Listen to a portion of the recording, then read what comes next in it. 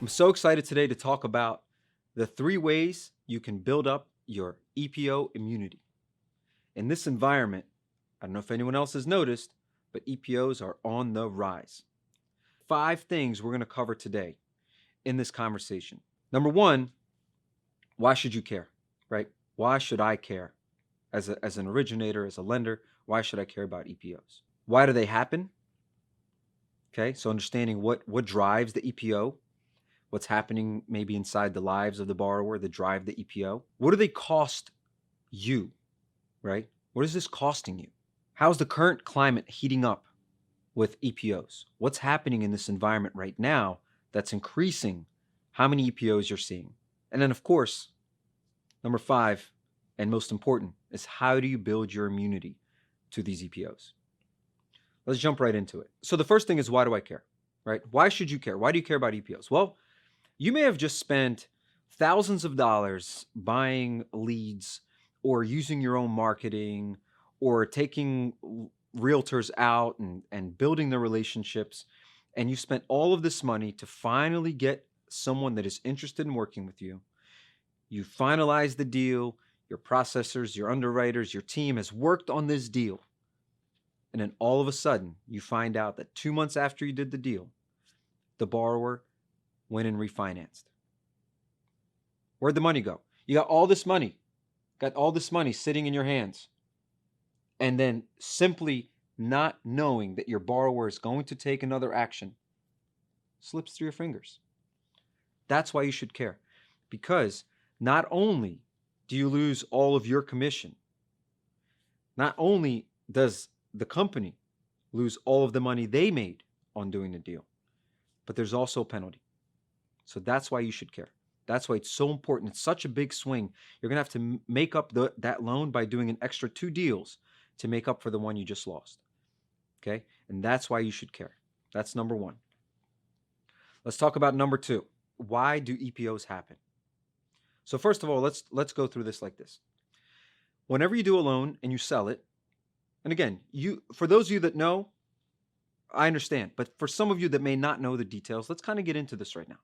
When you do a loan and you sell it, there's a period that the investors that you sell this loan to, they give you a time window. They say, hey, this loan has to season. 6 to 12 months is typically what we see. We don't see many over 12 months, and they're closer to the 6-month mark than the 12 months in most cases. But from that 6 to 12 months, if the loan you sold refinances, you get penalized. You lose all your commission. So that's the time frame around it. Now, why do they happen? What's the borrower doing? What's going on in their life? Well, there's a whole list of reasons. Let's kind of just go right through this list real briefly so you can understand for yourself exactly what may be going on in your borrower's life. Towards the end of this, we're going to show you how you can prevent this from happening, right? What's your immunity? Number 1, okay, they want to lower their payment. They want to take advantage of the lower rate. That's one of the reasons somebody can refinance in a really short amount of time. They may want to do a cash out, right? They may all of a sudden come into something in their life, something may happen in their life, and they need to do a cash out. So they may be another reason. Home improvements. Home improvements is a huge reason people refinance right after they get a loan. Debt consolidation, that's another huge reason. That's a big, big reason where people, they do the loan, 2-3 months down the road, something happens. They need to do some improvements or some debt consolidation. It's very important, right? So that's another big driver of getting an EPO. Government loan to conforming loan. They want to switch from a government loan to a better conforming loan. This is a great one, and this happens more often than not. Of course, there's so many loans out there that have MI, mortgage insurance, attached to it. They may want to get rid of that mortgage insurance. And then finally, lender paid closing costs, right? When you are offering to pay for the closing cost, what you're saying to the borrower, which, by the way, I understand you're using that to win the deal, okay? Often. But what you're saying to the borrower is you have no skin in the game, and so you can go anywhere and get a better loan anytime you want, and you've lost nothing, right? When they put something down, when they have some closing fees and have to take money out of their pocket, they're going to think twice about doing another loan, right? So just think about it. It's a great closing tactic, but it can also drive up your EPOs. Okay, so those are the reasons why they happen. Let's talk about number 3. What do they cost? Here's some information. You're going to see it pop up right here.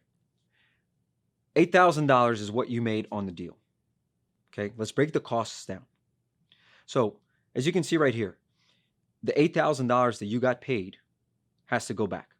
The $2,000 commission that you paid to your loan officer, that goes away too. And then of course, you got this $1,500 fee on top of it. That's coming out of your pocket on top of everything else. That's $11,500 that you have to pay back. That's a huge cash flow issue, right? If you have to be paying out hundreds of thousands of dollars a month in EPOs, that's a huge cash flow issue. Let's talk about how we're going to solve that. But I wanted to make sure you guys saw these numbers so it can sink in, because some people don't even realize how much it costs or don't see it side by side or see a visual just like you see here. So that's why we wanted to make sure we displayed this for you. So you saw what you just lost, right? We talked about one single EPO, but it gets worse. What we're tracking right now, on average, a lender that has 45,000 records will get about 17 EPOs a month. Doesn't sound like a lot, but it adds up to what? 195,500 about. In cash, out of pocket, you have to pay it. That's your money that you have to pay back. If you do that every single month, your cash flow is going to be shot. And we're talking about, on average, the lender that has 45,000 records. Those with 200,000 records, you can do the math. Those with a little bit less, you can do the math too. But those are the ones that hurt even more, right? You're the lenders that when you have to pay back $50,000, $60,000, $70,000 in cash, it really starts to hurt, right? That cash flow is king, okay? So those are the numbers for you. Let's talk about item number 4, how EPOs are heating up in this environment. I don't know if you know this, but we've never seen an industry like this. We've never had a period of time that we're experiencing right now. And you may look back at some different parts, maybe in 2008, and go back further, a couple decades, and you may find some situations where rates were really low. This is not what we're talking about. This is not the environment that we're in. What we're seeing is lowered interest rates. 7 times this year, they've been lower than a previous period in the year. 7 different times. 7, okay? That means there's 7 different reasons or 7 different moments in this year alone that have inspired borrowers to refinance. That's never happened before. So what are the 3 steps to immunity? Number 1, the borrower intelligence piece. Here at Sales Boomerang, we've created a program in response to the environment. So all of a sudden we see EPOs on the rise. Within a month of hearing how much of a pain it is and hearing lenders talk about hundreds of thousands of dollars that they're paying out, we instantly turn around and spun up a product to support the EPO issue that everyone's having. So what we've created is something called EPO Watch, EPO Prevention Watch. What this does is it takes the date of the loan and an event that will let you know that this borrower is ready for another loan or is looking for another loan with a lender. And when we see that, alarm bells start going off and you get the notification, your team gets the notification. If your team is on vacation, if they're on the beach, or if they're having dinner or lunch or breakfast, and all of a sudden they get an alert that says, EPO Prevention Watch, your borrower that you did a loan for 2 months ago is about to take a loan with another lender, they can stop everything they're doing and get on the horn, right? I know everyone's bellies are full right now. Everyone's doing more loans than they know what to do with. But in this case, this piece of intelligence can be the difference in paying out $11,500 over and over again to saving a borrower or saving the loan, providing a great service and being there for your borrower and supporting them through this experience. Because there's a reason they're doing it. We talked about the reasons. So you want to meet your borrower where they're at, ask them the right questions, guide them, and do everything you can to keep them with you. But most importantly is that notification. Without that notification, you can't do anything. You can just watch, as we talked about, that money disappear. So the intelligence is number 1. Be notified when your borrower is in the market to get another loan with another lender. That's number 1. Step number 2. This is the outreach strategy. How are you going to be communicating with your borrower? When are you going to be communicating? What are you going to be saying and how are you going to be saying it? Okay? So one of the things you want to do in your outreach strategy is find out the moment you see that this borrower is back in the market, ask them, what are they looking for? Why are they looking for another loan? That's the number 1 thing you should be asking. Understand, don't try to fight them just yet. Don't try to discourage them just yet. That step is coming. But in the first step, when you find out, ask them why they're doing it, right? What's in it for them, right? Find that out. If they've already spoken to the lender and didn't just fill out some online application, what sort of loan is being offered? What's already being offered to them? Ask that question. What loan is being offered to you already? What are the terms? Find out if it makes financial sense, right? Does it make financial sense to do another refi right now? If there is a lot of money down, if there is a lot of headache around this to get this loan done again, find out if it makes financial sense. Ask that question. Does this make financial sense? Let's look at all the numbers. What are you really winning over time? And see if you can understand exactly the purpose behind it. Is the offering that they're going after right now, is what they're being offered, a bait and switch type of scenario? Are they being offered something that really means they're going to have to do another loan within a few years to really make it worthwhile?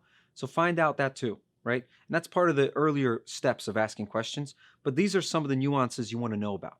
Once you understand what they're being offered, if they're being offered anything, if they're just out looking and you just got notification that they're just shopping, but they haven't made any decisions, haven't got any sort of terms from the lender they're speaking to, see if you can offer something of equal value or better. Equal value or better. That's what you want to find out. And then finally, and this is very important, and this is the last thing you should ask, unless you're truly clear. I mean, if this is a cousin, an uncle, a friend, a good relationship with someone, it was a referral that you have a really good relationship with, then this becomes easier. But in general, the final step should be, can you talk them out of doing the loan right now and waiting for a few months or a couple months until the seasons so that you can do the loan for them, right? Or so that they can do the loan with whoever they're talking to, or hopefully you. Can they wait? Can they empathize with you and see your situation and wait a little bit? Okay, that's the final step. If you have a good relationship, ask them that. And then, of course, the biggest secret to the immunity. This is the real immunity for preventing EPOs in this environment and all future environments. Planning the next loan. It's so important that whenever you finish a loan, you start to prep the next loan. That is the immunity for this EPO environment and moving forward. As a matter of fact, we talk about this all the time with our clients. One of the strategies that we constantly preach and teach to our customers is planning, okay? What we teach them is planning, planning, planning. If you can show your borrower the next best loan, the destination, and why it's important to them, and that you will be there for them, then when a situation like this comes up, you will have been prepared for it. So for instance, I just did your loan for you, okay? Here's how you planned for it. Mr. and Mrs. Borrower, what would inspire you to do the next loan? What needs to happen for you to do another loan, to change this one? Oh, if rates drop by half a point, I'm definitely looking into it. Okay, fantastic.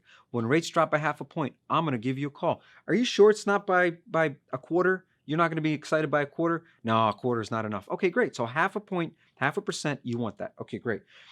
If I can cut 10 years off my mortgage, I'm definitely doing another loan. Okay, fantastic. So when we can save you 10 years off your mortgage, right? You plan for it. And you say, okay, these are the reasons you would do another loan. Have you thought about this? I know you didn't bring this up, Mr. and Mrs. Borrower, but what if we could pay down your debts? You're paying 17, 20% interest rate, 30% interest rates on credit cards. What if at one point, not now because you've been a great borrower to date, but what if you drive up your credit card bills and you want to pay them down? What if we could take the money from your home and pay them down so you're paying 3% interest instead of 20%? Would that be interesting? Would you refinance then? Oh my goodness. Thank you so much, Alex. I had no clue that I could even do that. The answer is yes, I would absolutely do that, right? Great, you write that down. And then with a borrower intelligence system like Sales Boomerang, or if you're working on something for yourself, or if you're trying to cobble together some other ideas, you want to be able to put those things together, and you want to have a system that will notify you of that. That will say, hey, Mr. and Mrs. Loan Officer, hey, Mr. and Mrs. Lender, that borrower that said they would like to cut 10 years off their mortgage, today is the day. They can cut 10 years off their mortgage based on a loan you offer. And that's how you prevent EPOs forever. We just spent 15 minutes together talking about how to prevent EPOs. EPOs are on the rise, and this is our strategy. This is our plan to help you guys prevent those EPOs and from paying out hundreds of thousands of dollars every single month. Hope you enjoyed it. Hope you learned something, and we look forward to talking to you soon.